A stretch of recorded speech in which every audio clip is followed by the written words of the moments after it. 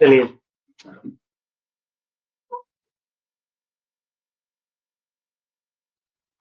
चलिए आज हम लोग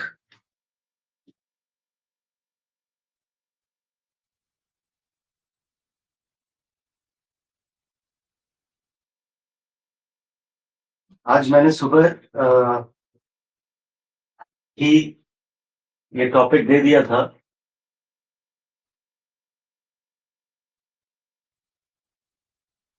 उपनिवेशवाद के विभिन्न चरण और उनका भारत की अर्थव्यवस्था और समाज में पड़ने वाला प्रभाव। दरअसल में इसको ऐसे भी कह सकते हैं कि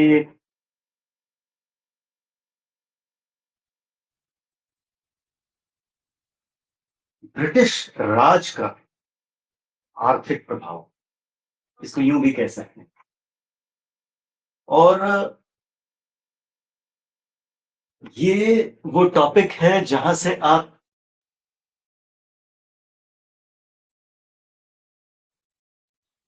पूरे आधुनिक काल में आने वाले समय में जो सामाजिक और धार्मिक आंदोलन होते हैं, जो राष्ट्रवाद भारत में पनपता है और जिस तरह से वो विकास करता है, उन सब के मूल में जो आर्थिक और सामाजिक विघटन का पहलू है, जो कि अंग्रेजों की शासन और उनकी नीतियों का स्वाभाविक परिणाम था। तो देखिए, हम शुरू करेंगे 1757 से, जब पलासी की लड़ाई के बाद बंगाल पर कंट्रोल, बंगाल पर पूजा आवाज आ रही है ना, बता दो। हम शुरू करेंगे, आवाज आ रही है ना? हाँ सर। सब कुछ ठीक है? सब ठीक है सर। ठीक है। देखो, इस टॉपिक को समझना कई दृष्टि से महत्वपूर्ण है।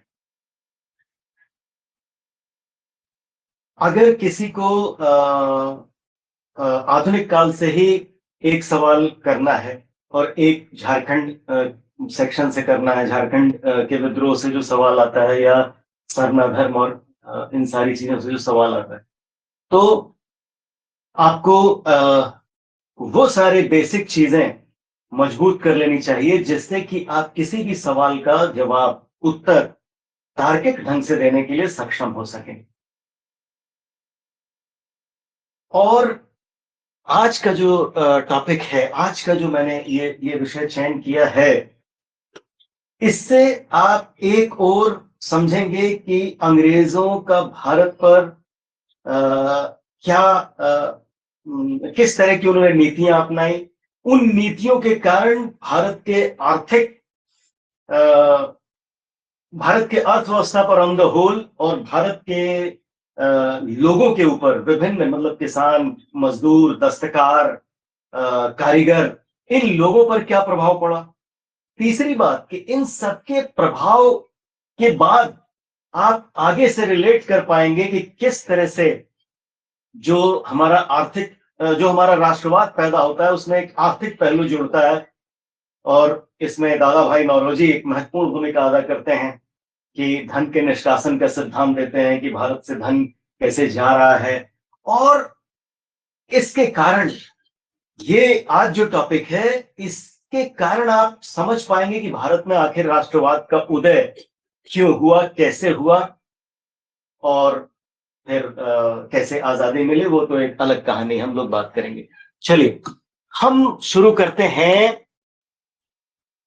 हम बात करेंगे 1757 से,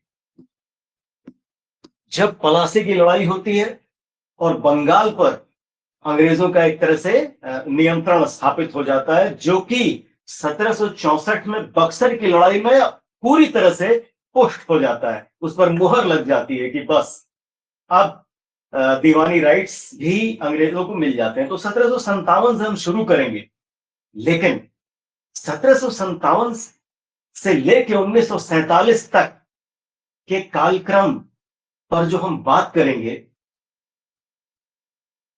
उसको अगर हम 1600 से लेके 1600 ईस्वी से लेके 1757 तक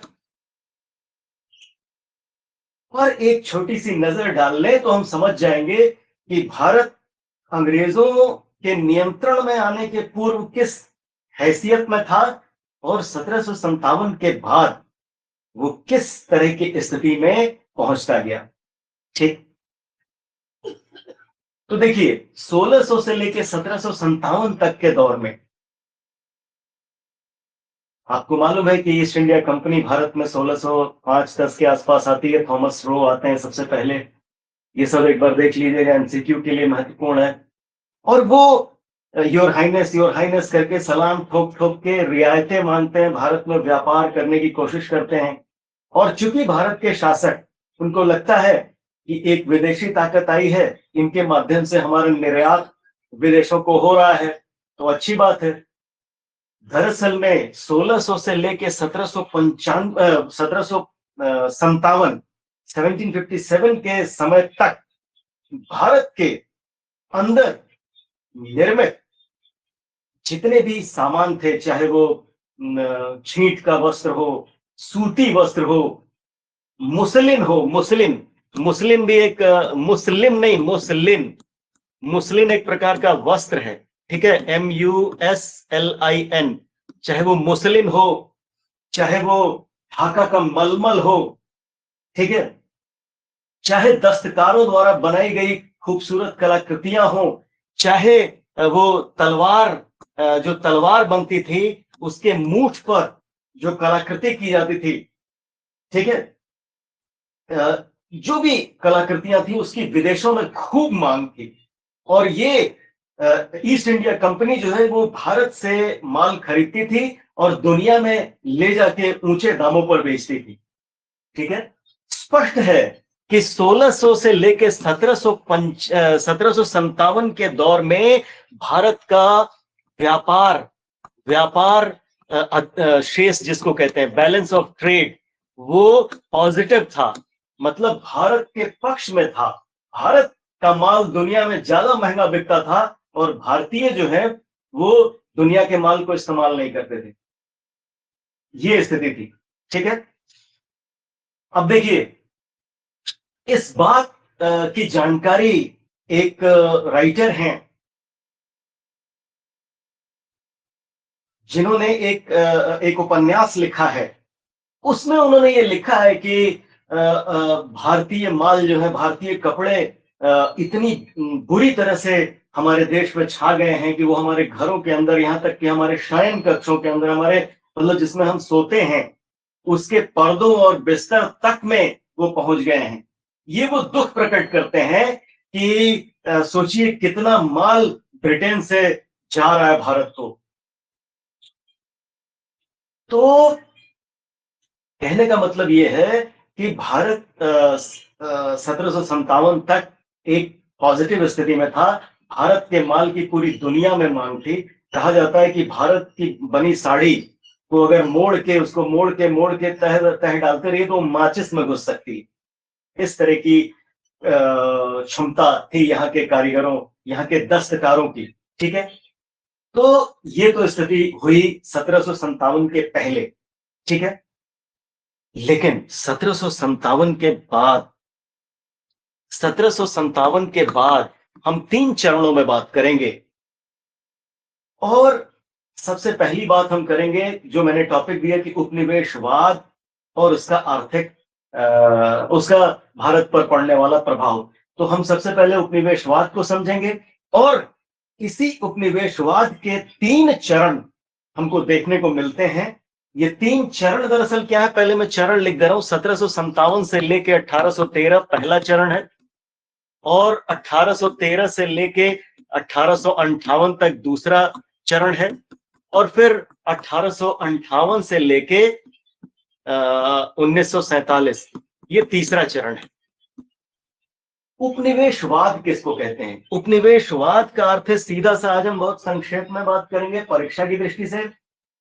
जो लोग नए हैं उनके लिए हम थोड़ा सा और इस पर एलोबरेट फॉर्म में बाद में भी बात करेंगे। और ये जान लीजिए कि इस विषय को समझ के आप आधुनिक भारत के सूत्र को खोलने की स्थिति में आ जाएंगे। तो देखिए, मैं क्या कह रहा था, उपनिवेशवाद, अगर कोई देश है ए और कोई देश है बी, ठीक है, अब इन दोनों व्यक्तियों में अगर आर्थिक व्यवहार हो तो हम उसको अच्छा तब कहेंगे जब ए अगर बी को कुछ दे रहा है तो बी भी ए से कुछ पा रहा है, सॉरी, ए अगर बी को दे रहा है तो बी भी ए को कुछ दे रहा है। मतलब अगर ए से कोई चीज आयात हो रही है तो ए को पैसा मिल रहा है, बी भी कुछ निर्यात कर रहा है, ठीक है। अब उसमें जिसके पास ज्यादा अच्छी चीज है उसकी मांग स्वाभाविक रूप से अधिक होगी, तो वो लाभ में रहेगा या नुकसान में रहेगा। लेकिन उपनिवेशवाद एक बिल्कुल दूसरी कहानी है। उपनिवेशवाद जो है वो है कि यही ए और बी, ए और बी, ए और बी नहीं, इसको आप ऐसे कर लीजिए, समझने में आसानी होगी। इंग्लैंड कर दीजिए या ब्रिटेन कर दीजिए, ब्रिटेन, और इधर कर दीजिए इंडिया, आई, ठीक है। अब ब्रिटेन और भारत के बीच जो आर्थिक व्यवहार है 1757 के बाद, वो कैसा है कि जितनी भी नीतियां, चाहे शुरुआती दौर में ईस्ट इंडिया कंपनी जिसका शासन भारत में होता है और बाद में ब्रिटेन की महारानी का शासन हो जाता है, ठीक है, ब्रिटेन की महारानी मतलब ब्रिटेन का शासन हो जाता है, ठीक है, ब्रिटेन का शासन हो जाता है। तो इन दोनों ही स्थितियों में ऐसी नीतियां बनाना, ऐसी आर्थिक नीतियां बनाना जिसमें हमेशा ब्रिटेन को लाभ हो और इंडिया को हमेशा ही नुकसान हो, ठीक। जैसे मैंने आपको बताया कि 1600 से लेकर 1757 तक तो भारत पॉजिटिव स्थिति में था। क्यों? क्योंकि ईस्ट इंडिया कंपनी यहां केवल व्यापारिक कंपनी थी। तब जब वो डेफो नाम के जो उपन्यासकार हैं, जो अपने उपन्यास में इसका रोना रोते हैं, तो वहां की सरकार ऊंचा शुल्क लगा के भारत के व्यापार को रोकने की कोशिश करती है, ठीक है।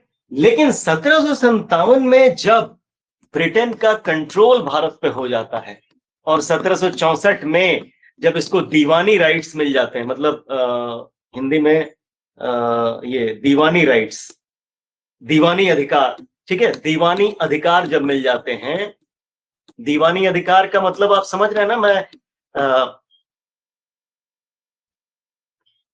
बढ़ता जा रहा हूं, जहां आपको नहीं समझ में आएगा आप पूछ सकते हैं। दीवानी अधिकार मतलब राजस्व वसूलने का अधिकार, ठीक है। अब देखिए, 1757 से लेके 1813 तक के बीच के दौर को व्यापारिक पूंजीवाद कहते हैं। व्यापारिक पूंजीवाद, व्यापारिक पूंजीवाद का दौर। क्या और क्यों कहते हैं व्यापारिक पूंजीवाद का दौर? क्योंकि इस दौरान ईस्ट इंडिया कंपनी व्यापार के माध्यम से भारत से लाभ कमाती है, भारत को लूटती है। लाभ कमाती है नहीं कहना चाहिए, लूटती है। Plunder, plunder of Bengal, plunder मतलब लूट। के एन पनिक्कर नामक एक इतिहासकार है, उन्होंने 1757 से लेके 1800 तक के दौर को डाकू राज्य की संज्ञा दी है। डाकू राज, डेकॉइट, जैसे हम लोग शोले में देखते हैं कि वो गब्बर सिंह आता है और कहता है अपने अपने अनाज जो है सब दे दो, और इतना दे दो और उतना दे दो। उस तरह से लूट चलती है, खुली लूट चलती है। लेकिन ये लूट केवल व्यापार के माध्यम से होता है इस चरण में, ठीक है। 1757 से लेकर 1813 का जो दौर है वो व्यापार के माध्यम से लूटने का दौर है। कैसे? तीनों चरणों के नाम, उसका अर्थ और उसके लक्षण को जान लीजिए। माने उपनिवेशवाद आप समझ गए कि एक देश जो सक्षम स्थिति में है, जिसने किसी दूसरे देश को अपना गुलाम बना लिया। गुलाम बना के ही तो आप शोषण कर सकते हैं, बातचीत से तो किसी का शोषण कर नहीं सकते।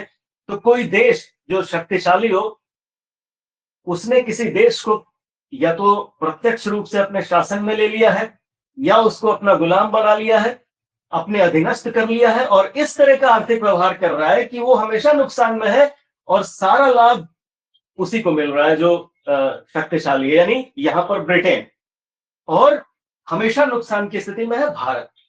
अब देखिए, यही स्थिति तीनों चरणों में रहती है, ठीक है, यही स्थिति तीनों चरणों में रहती है, 1813 से 58 के दौर में भी, 1858 से 1947 के दौर में भी, लेकिन उसका स्वरूप बदलता है। यानी ब्रिटेन या बाद में पहले ईस्ट इंडिया कंपनी या बाद में ब्रिटेन की महारानी का शासन, ये दोनों ही जो नीतियां अपनाते हैं वो इस दौर में क्या है और अगले दौर में क्या है और उसके अगले दौर में क्या है, वो आप देखेंगे कि उसमें बहुत बड़ा अंतर आता है। और इसीलिए इसको 3 चरण में बांटा गया है। शोषण तीनों ही चरण में हो रहा है, लेकिन शोषण के तरीके अलग अलग हैं, नीतियां अलग अलग हैं, और उसका प्रभाव उसी अनुसार हमको भारत में देखने को मिलता है। तो यहां पर देखिए, यहां पर 3 काम, 1, 2 और 3 काम ईस्ट इंडिया कंपनी करती है। पहला काम क्या करती है? पहला काम करती है कि कम कीमत में खरीदना है और अधिक में बेचना है। उसकी पॉलिसी है बाई चीप सेल डियर, मतलब कि सस्ते में खरीदना है और अधिक में बेचना है। तो सस्ते में खरीदने के लिए वो दूसरा काम क्या करती है कि जितने भी मार्केट में प्लेयर्स हैं उन सबको खत्म करती है। पहले आप देखेंगे 1760 में फ्रांस में वांडीवास की लड़ाई में फ्रांसीसी ईस्ट इंडिया कंपनी को भी वो खत्म कर देती है, अकेली ताकत के रूप में बचती है, ठीक। और भारतीय जो व्यापारी हैं उन पर भी तरह तरह के नियंत्रण लगा के वो भारतीय व्यापारियों को का भी एक तरह से पत्ता साफ कर देती है और मोनोपोली स्थापित करती है, व्यापार पर एकाधिकार स्थापित करती है। वो एकाधिकार नहीं जो उसको ब्रिटेन देता है, वो तो उसको मिला रहता है, वो 1813 में खत्म होता है कि आपको अपने इलाके में एकाधिकार मतलब अकेले व्यापार करने की छूट है। लेकिन वो एकाधिकार तो सरकार ने दिया, लेकिन कंपनी ने यहां लड़के, फ्रांसीसियों से लड़के, भारतीयों से लड़के, भारतीय राजाओं से लड़के उनको पराजित करके जो एकाधिकार हासिल किया, इसके बल पे अब क्या किया, एकाधिकार स्थापित किया। तो मार्केट में केवल हम ही हैं। अब विनय जी हमको कुछ बेचने लाए या ये ब्रजेश हमको कुछ बेचने लाए, हम बताएंगे कि भैया हम इसको 5 रुपए में खरीदेगा। अरे साहब 5 रुपए में कैसे, हमारा तो लागत में तुमको देना ही है। एक तरफ एकाधिकार और तीसरी बात क्या, राजनैतिक नियंत्रण। राजनैतिक नियंत्रण, ध्यान रखिएगा 1757 के बाद ईस्ट इंडिया कंपनी भारत की मालिक हो गई। तो दूसरी एक और की एकाधिकार, कोई मार्केट में और है ही नहीं तुम्हारा माल खरीदने वाला, और दूसरी बात की कोड़े का डर कि हमको ही बेचना है, अगर किसी और को चुपके से भी बेचा तो फिर तुमको काम करने नहीं देंगे, ठीक है। तो जाहिर सी बात है कि सस्ते में उनको मिलना शुरू हुआ और भारत का माल दुनिया में उसकी मांग तो थी ही, तो यहाँ 5 रुपए में पाया और दुनिया में जाके 50 रुपए में बेचा, ठीक। तीसरी बात इसमें और क्या है, चौथी बात, पहली बात तो सस्ता खरीदना अधिक में बेचना, दूसरा इसके लिए उन्होंने एकाधिकार स्थापित किया व्यापार पे, ठीक है। जितने भी और पॉसिबल प्लेयर्स थे, ठीक है, जितने भी और चाहे विदेशी या देशी, सारे मतलब कि व्यापार करने वाले लोगों को ध्वस्त कर दिया, ठीक है। तीसरी बात कि राजनैतिक नियंत्रण, ठीक है। आप देखेंगे कि 1757 में तो वो मीर जाफर को बैठाती है, फिर मीर कासिम को बैठाती है, लेकिन 1764 के बाद वो दीवानी अधिकार अपने हाथ में ले लेती है और एकदम से शासन ही करने लगती है भारत पे। शासन क्या करती है, कुशासन करती है। और चौथी बात है इस राजनीतिक नियंत्रण और इस एकाधिकार के माध्यम से अधिक भू राजस्व का वसूलना। भू राजस्व, अधिकाधिक अधिकाधिक भू राजस्व की वसूली, अधिकाधिक वसूली, ठीक है। और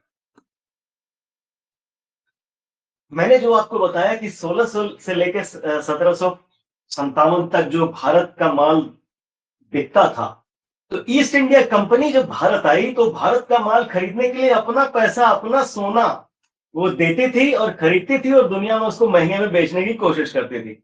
लेकिन अब ईस्ट इंडिया कंपनी का जब भारत पे शासन हो गया तो उसने यहीं के भू राजस्व से यहीं के लोगों का माल कम कीमत में खरीदना शुरू किया। देखिए, दोहरा नुकसान भारत को। एक कि अधिक से अधिक भू राजस्व ले रही है।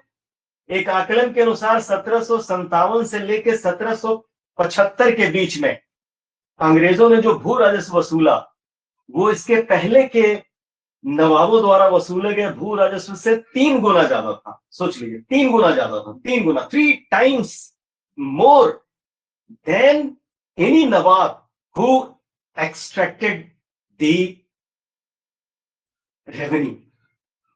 तो एक तो गला दबा के राजस्व ज्यादा ले रही है, एक बोझ। दूसरा बोझ कि जो यहाँ के कारीगर माल बना रहे हैं उनको बाजार मूल्य से कम में बेचने के लिए बाध्य कर रही है। जो बाजार में अगर 7 रुपए बिकता उसको 3 रुपए में, 4 रुपए में कह रही है बेचने के लिए। यानी किसी तरह से तुम जियो या तुम मरो, उसकी कोई वो नहीं। यानी और इस सस्ते माल को ले जाके बाहर बेच रही है, ठीक है। तो व्यापार के माध्यम से वो लाभ कमा रही, लाभ नहीं कमा रही, लूट रही है, ठीक है। भारत का माल लूट रहा है। एक भगत सिंह ने और उनके साथियों ने बड़ा अच्छा गाना गाया था जो the legend of Bhagat Singh में फिल्माया भी गया है कि पगड़ी संभाल जत्था पगड़ी संभाल, तेरा लुटता जाए माल पगड़ी संभाल। तो ये आपको यहां से समझ में आएगा कि एक तरफ भू राजस्व लूट रहे हैं, उसी पैसे से वो माल खरीद रहे हैं और माल भी बाजार मूल्य से कम खरीद रहे हैं, और बाकी जो भू राजस्व बच रहा है उससे वो और भारत के और हिस्सों को जीतने में पैसा लगा रहे हैं। अब मैंने उसको जैसे बंगाल के बाद वो मद्रास को जीतते हैं, उसके बाद वो निजाम को जीतते हैं, मराठों को जीतते हैं, धीरे धीरे पूरा भारत जीतते हैं। उसका खर्च बंगाल ही उठाता है। शुरुआती दौर में बंगाल एक बहुत रिच स्टेट पहले से था, ठीक है। समुद्र के किनारे था तो व्यापार की दृष्टि से भी बहुत अच्छी जगह थी, उपजाऊ जगह थी, ठीक है। लेकिन नरक में उसको तब्दील कर दिया। 1800 के आसपास ऐसा भयानक अकाल पड़ा कि 1/3 जनता साफ हो गई। सोच लीजिए। तो खैर, अब आप समझ लीजिए कि यहीं के माल से सस्ते में माल खरीदना और उसको दुनिया में ले जाके बेचना, इसके माध्यम से उन्होंने लूट मचाई, ठीक है। इसके लिए उन्होंने भू राजस्व के अलग अलग प्रयोग किए, जिसके बारे में हम, ये तीनों चरण खत्म हो जाएगा तो हम बात करेंगे भू राजस्व व्यवस्था। इन्होंने पहले स्थायी बंदोबस्त किया, उसके पहले इन्होंने 5 साल का बंदोबस्त किया, फिर स्थायी बंदोबस्त किया कि ठीक है भाई हम स्थायी बंदोबस्त कर दे रहे हैं, हम उस पर आएंगे। मैंने ये तीनों बंदोबस्त जो उन्होंने किया, रैयतवाड़ी, महालवाड़ी या नीलामी, इन सारे के माध्यम से इनका एक ही मकसद था कि कैसे ज्यादा से ज्यादा राजस्व वसूलें, ताकि ज्यादा से ज्यादा हम माल खरीद सकें, ताकि ज्यादा से ज्यादा इलाके हम जीत सकें, ठीक है। अगर हम इसको एक पंक्ति में डिफाइन करना चाहें इस काल को, तो हम कहेंगे कि भू राजस्व वसूलने वाली एक कंपनी या व्यापार के माध्यम से लाभ कमाने वाली एक कंपनी भू राजस्व के माध्यम से अपने व्यापार को पोषित करने वाली एक कंपनी में तब्दील हो जाती है। एक व्यापारिक कंपनी राजनीतिक नियंत्रण भी स्थापित कर लेती है और उस राजनीतिक नियंत्रण के माध्यम से वो व्यापार करती है और उस व्यापार के लिए वो भू राजस्व से फंड करती है और इसके लिए वो भू राजस्व अधिक से अधिक वसूलती है। दूसरी ओर जो भी उसको माल खरीदना है उसको वो बाजार मूल्य से कम में लेती है। ठीक, बाजार मूल्य से कम में लेने के लिए वो और भी कुछ ट्रिक्स या और भी कुछ ऐसे उपाय करती है, जैसे वो ददनी प्रथा शुरू करती है। जो लोग भी दस्तकार हैं उनको कहती है कि एडवांस में हमसे पैसा ले लो और हम ही को देना है तुमको माल। तो जो लोग बाजार मूल्य से कम में बेचते आ रहे हैं वो इतनी बुरी स्थिति में पहुंच जाते हैं कि वो एडवांस ले लेते हैं। एडवांस जब ले लेते हैं तो मजबूर है फिर बेचने के लिए, वैसे भी मजबूर है कोड़े के डर से या जान के डर से। अब क्या होता है कि अगर समय पे वो माल नहीं देते हैं तो जो उनको एडवांस दिया गया उसका 35% उन पर जुर्माना भी ठोका जाता है। यानी कई तरीकों से भारत के दस्तकारों और भारत के कारीगरों के दुर्दिन शुरू हो जाते हैं। ठीक, लेकिन कम से कम इतना है कि ये जो चरण है 1757 से लेके 1813 तक का दौर, कम से कम इस चरण में इतना है कि कंपनी भारत का माल खरीद रही है, बाजार मूल्य से कम खरीद रही है लेकिन खरीद रही है।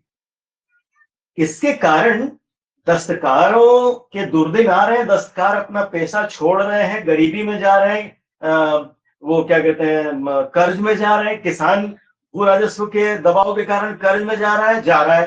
ठीक है, लेकिन फिर भी यहां तक की स्थिति है कि वो भारत का माल खरीद रहे हैं दुनिया में बेचने के लिए। पर 1813 में यह स्थिति बदल जाती है। 1813 में क्या होता है? 1813 में ईस्ट इंडिया कंपनी का एकाधिकार समाप्त हो जाता है। आपके मन में तुरंत एक सवाल पनपना चाहिए, खड़ा होना चाहिए। इतिहास देखिए, सवाल पूछने की कला। सवाल क्यों? आखिर जो कंपनी 1600 से लेके 1800 यानी 200 साल तक येन केन प्रकारेण इधर दिस वे और दैट वे एकाधिकार प्राप्त करती रही, आखिर 1813 में ऐसा क्या हो गया कि उसका एकाधिकार उससे छीन लिया गया? मतलब एकाधिकार छीनने का मतलब है कि अब भारत जो सोने की चिड़िया है या थी, अब उस सोने में केवल ईस्ट इंडिया कंपनी का ही हक नहीं होगा।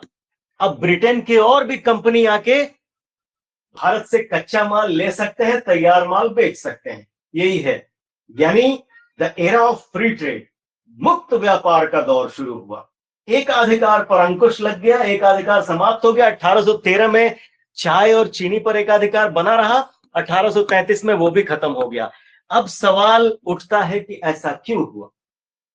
दरअसल 1760 से लेके 1813 तक ब्रिटेन में इंडस्ट्रियल रेवोल्यूशन, औद्योगिक क्रांति का दौर, औद्योगिक क्रांति जो शुरू हुई, इसका पहला चरण पूरा हुआ। पहला चरण, प्रथम चरण, ये औद्योगिक क्रांति एक्चुअली में भारत से जो पैसा, जो लूट का माल जा रहा था, वहां के पूंजीपतियों तक पहुंच रहा था। यहां जो ईस्ट इंडिया कंपनी के जो कारिंदे थे वो खूब माल कमा के वहां जाते थे, तो वहां पर सामान खरीदते थे, तो एक तरह से वहां का बाजार, वहां के लोग ग्रो कर रहे थे भारत के पैसे पर। एक तरह से औद्योगिक क्रांति इंग्लैंड में जो सफल हुई, तो क्या परिणाम हुआ कि इंग्लैंड में ईस्ट इंडिया कंपनी जैसी और 75 कंपनियां पैदा हो गई और उन्होंने ब्रिटेन की सरकार पर दबाव बनाना शुरू किया। आप यूं समझ लीजिए कि एक कंपनी थी केवल टाटा, अब बिरला, अंबानी, अडानी, मदानी, सदानी, जहाजरानी, तमाम तरह की कंपनियां आ गई। तो वो कंपनियां ब्रिटेन की सरकार पर दबाव डालने लगी कि ईस्ट इंडिया कंपनी ही सरकार बनाएगी, हम लोग क्या करेंगे, अगली बार सरकार बनने नहीं देंगे, हम लोग अकेले पूरा माल जो है डकारेगी भारत पर, हम अपना माल कहां बेचेंगे। देखिए, दो चीजें हुई। औद्योगिक क्रांति के कारण बहुत सारे उद्योग लगने शुरू हुए, ठीक है। और सबसे प्रथम चरण में जो औद्योगिक क्रांति जिस क्षेत्र में संपन्न हुई वो थी कपड़ा, spinning wheel, jenny wheel, water handloom, मतलब पानी से चलने वाले, भाप से चलने वाले हैंडलूम। पहले कपड़ा कटाई किया जाता था, बुनाई किया जाता था, अब वो पूरा पावर से चलने लगा। तो सबसे पहले कपड़ा उद्योग के क्षेत्र में क्रांति हुई। अब कपड़ा उद्योग का मतलब है, जब औद्योगिक क्रांति मैं कहता हूं तो आप समझ जाइए, औद्योगिक क्रांति का मतलब है कि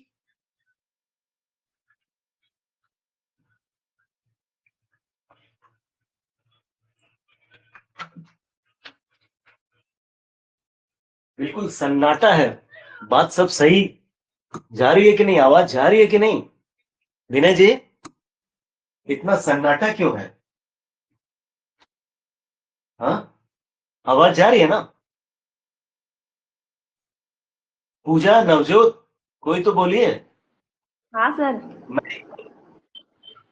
नहीं, मुझे ये भ्रम हो गया कि मैं ही बोल रहा हूं, मैं ही सुन रहा हूं, ऐसा तो आवाज आ नहीं है? रही। अच्छा, आवाज आ और रही है सर। अच्छा अच्छा, बात समझ में आ रही है, सब ठीक है ना? अब बीच में सर वो हम ड्राइव कर रहे हैं गाड़ी, तो बीच में कट गया था, 2 बार फिर रिज्वाइन किए। ओ, अच्छा ठीक है, हम इसको समराइज भी कर देंगे, और हम सोच रहे हैं इसको 2 दिन में करें, आज और कल, क्योंकि इसमें भू राजस्व भी है, प्रभाव भी है। ठीक है, चलिए ठीक है सर। देखिए, तो जो ये कपड़ा मिलें बन गई ना, तो अब इन मिलों की दो डिमांड थी क्या? कि वो दो डिमांड क्या थी? कि बड़े पैमाने पर इनको कपास चाहिए कच्चे माल के रूप में। और देखिए, जब मैं औद्योगिक क्रांति कहता हूं तो इसका मतलब क्या है ये समझिए। जब दुनिया औद्योगिक नहीं थी, दुनिया मतलब कि पहले ब्रिटेन में हुआ, फिर जर्मनी में हुआ, फिर और भी देशों में हुआ, रूस में हुआ, फिर इसीलिए आप देखेंगे कि बाद में जो प्रथम विश्व युद्ध और द्वितीय विश्व युद्ध हुआ वो मार्केट पे कब्जा जमाने के लिए था। चलिए ये बाद में बात करेंगे। औद्योगिक क्रांति का मतलब है कि जब औद्योगिकरण नहीं था तो एक आदमी एक दिन में एक कपड़ा सी पाता था या बना पाता था, या एक जूता बनाने वाला मोची जो है वो चमड़ा कहीं से पाता था, फिर उसको सुखाता था, फिर उसको बनाता था, फिर उसको सीता था, फिर उसको पॉलिश करता था। तो आप देखेंगे कि जूता बहुत कम लोग पहनते थे। गांव में आज भी बहुत लोग आपको मिल जाएंगे जो बहुत बुजुर्ग जो है वो खाली पैर चलते हैं। क्यों? क्योंकि जूता एक दिन में, मैं एक हफ्ते में 2 जूता बन पाता था। पर औद्योगिकरण का मतलब हुआ कि एक दिन में 2000 जूता, एक दिन में 20,000 कपड़ा पैदा हो गया। अब अगले दिन के लिए फिर कपास चाहिए बड़े पैमाने पे, और इस कपास से जो बड़े पैमाने पे कपड़ा बन के तैयार हो रहा है वो केवल ब्रिटेन में तो बिक नहीं पाएगा, उसके लिए और बाजार चाहिए। तो इन पूंजीपतियों ने ब्रिटेन के सरकार पर दबाव डाला कि हम लोग क्या करेंगे, ये कपड़ा का यहां हम लोग ढेर लगाएंगे, हमको भी बेचना है। तो इसीलिए 1813 में एकाधिकार खत्म हुआ और मुक्त व्यापार का दौर शुरू हुआ। क्या? मुक्त व्यापार का दौर, मुक्त व्यापार का दौर, एरा ऑफ फ्री ट्रेड। कब? 1813 से लेके 1858 तक। इस दौर को हम लोग औद्योगिक पूंजीवाद कहते हैं। क्या कहते हैं? औद्योगिक पूंजीवाद। औद्योगिक पूंजीवाद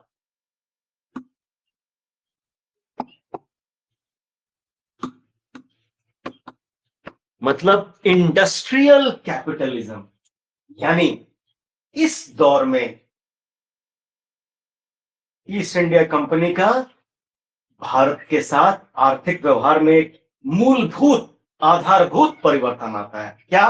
देखिए, शुरुआत में आपने देखा कि व्यापार के माध्यम से लाभ कमाना, यहीं के भू राजस्व से यहाँ का माल खरीदना, वो भी कम कीमत पे खरीदना और ले जाके बेचना, यही उसका लाभ कमाने का तरीका था। व्यापार के द्वारा भारत को लूटना। अब लूटने का तरीका कैसे परिवर्तित हो गया इस दौर में? देखिए, अब ब्रिटेन से बहुत सारी कंपनियां भारत में लैंड करने लगी। ठीक है, और ब्रिटेन की सरकार ने यह कैप हटा दिया कि खाली ईस्ट इंडिया कंपनी ही व्यापार करेगी, नहीं, और भी कंपनियां आएंगी। तो अब ये जो कंपनियां आ रही हैं और ईस्ट इंडिया कंपनी भी, इन सब का मकसद क्या हो गया कि अब भारत से हमको तैयार माल नहीं खरीदना है। भारत से हमको केवल कच्चा माल खरीदना है, कच्चा माल खरीदना है जिसकी जरूरत ब्रिटेन को है। ब्रिटेन के भूखे जो उद्योग हैं उनको है। कपास ब्रिटेन से पूरा नहीं हो पा रहा है तो भारत से चाहिए, या जो भी नील चाहिए या शोरा चाहिए या जो भी चाहिए, भारत से हमको केवल कच्चा माल चाहिए। और भारत बाजार बने हमारा, भारत पैदा न करे, भारत बनाए न कपड़ा, बंद करो। इसलिए अब ये और ज्यादा जुल्म ढाने लगते हैं भारत के कारीगरों पर, उन पर तरह तरह के एक और उनके विदेश में बेचने की स्थितियां खत्म हो जाती हैं कि वो विदेश में बेच नहीं सकते, इतना ज्यादा वहां शुल्क लगा देती है वहां की सरकार। दूसरी ओर जो ब्रिटेन से माल तैयार होके आ रहा है वो सस्ता है क्योंकि मशीन में बन रहा है और हाथ से बना हुआ कपड़ा महंगा है। इसलिए इस दौर में, किस दौर में, 1813 से लेके 1858 के दौर में भारत एक बाजार के रूप में कैसे विकसित हो, पूरी आर्थिक नीति इसी को केंद्र में लेके बनती है। ठीक है, तो क्या करते हैं, भारत एक बाजार बने, क्या करते हैं इस दौर में, क्या करते हैं,